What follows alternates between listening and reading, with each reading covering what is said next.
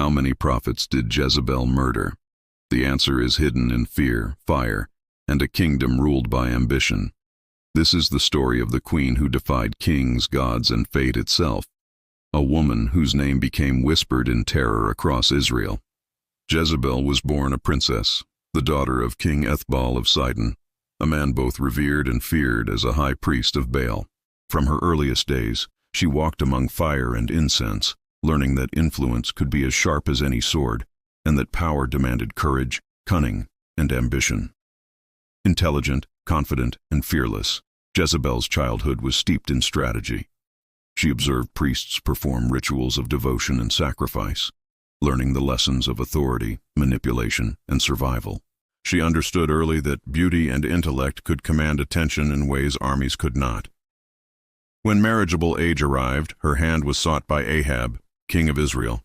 It was a union of strategy, not love, an alliance between Sidon and Israel. Jezebel entered Samaria, not as a timid princess, but as a queen with a vision, to rule through influence, fear, and power. Jezebel wasted no time. She brought the worship of Baal and Asherah into the heart of Israel, building temples and installing priests.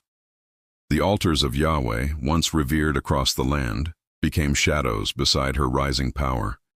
Ahab, her husband, was a king in name, but Jezebel ruled the court. She manipulated advisors, controlled the flow of decrees, and ensured that her will became law. Her influence was subtle and relentless, a quiet current beneath the surface of politics, guiding the kingdom toward her desires. The people spoke her name with a mixture of awe and fear. She was seductive, yes, but her true power lay in strategy. Those who opposed her learned quickly. Jezebel did not forgive, and she did not forget. Her ambition knew no bounds. When Ahab desired Naboth's vineyard, Jezebel saw an obstacle in a man loyal to God. Naboth refused to sell, citing the inheritance of his ancestors, but Jezebel would not be denied. She forged letters in the king's name, orchestrated false witnesses, and ensured Naboth's execution by stoning. The vineyard became Ahab's, and the kingdom witnessed the chilling truth. Jezebel's will was absolute, and defiance carried a deadly price. Jezebel's reign of influence extended to the prophets of Yahweh, those who dared to speak against idolatry and injustice. Each prophet was a threat, and Jezebel dealt with threats methodically. Among them stood Elijah, a man fearless before kings and queens alike. On Mount Carmel, he challenged the prophets of Baal, calling fire from heaven to prove Yahweh's power. Jezebel's fury was unmatched. She swore vengeance, sending assassins to hunt him, and the land trembled under her wrath. The people whispered her name in terror. Stories of murdered prophets, silenced voices, and secret executions spread through towns and villages. Every corner of Israel carried a question that could not be answered. Yet, how many prophets had Jezebel killed?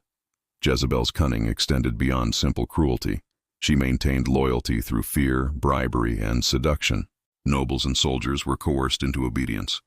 Priests of Baal were rewarded, while those who refused were exiled or killed. Even Ahab relied on her guidance, unsure how to confront the queen whose will had become intertwined with the destiny of the kingdom. Jezebel's enemies plotted in shadows, but few dared act, knowing that a single misstep could end in death.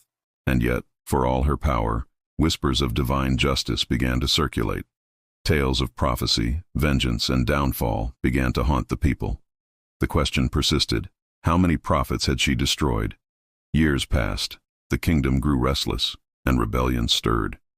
Jehu, a commander with ambition and skill, rose to challenge the house of Ahab. Jezebel, confident in her power, adorned herself, painted her eyes, and awaited the approaching army from the palace window. She was proud, defiant, and fearless, mocking the prophecy that loomed over her.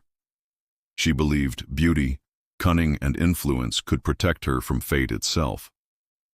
Her arrogance was legendary, and for a moment, even the people of Israel wondered if she could escape the destiny that pursued her. But prophecy cannot be avoided. Jehu entered the city, and Jezebel's reign of terror came to an end. She was thrown from her window, her body trampled by horses and devoured by dogs. leaving only her skull, hands, and feet, exactly as the prophet Elijah had foretold. And now, the answer to the question we've followed through every act, every murder, every whispered fear. Jezebel had orchestrated the deaths of hundreds of prophets. Some accounts say over 400, men and women who dared to speak truth to power. Her cruelty was deliberate, calculated, and terrifying, yet it could not prevent her downfall. Jezebel's name became a legend, a cautionary tale whispered through history. She was not just a queen, not merely a seductress. She was a force of ambition, darkness, and fear.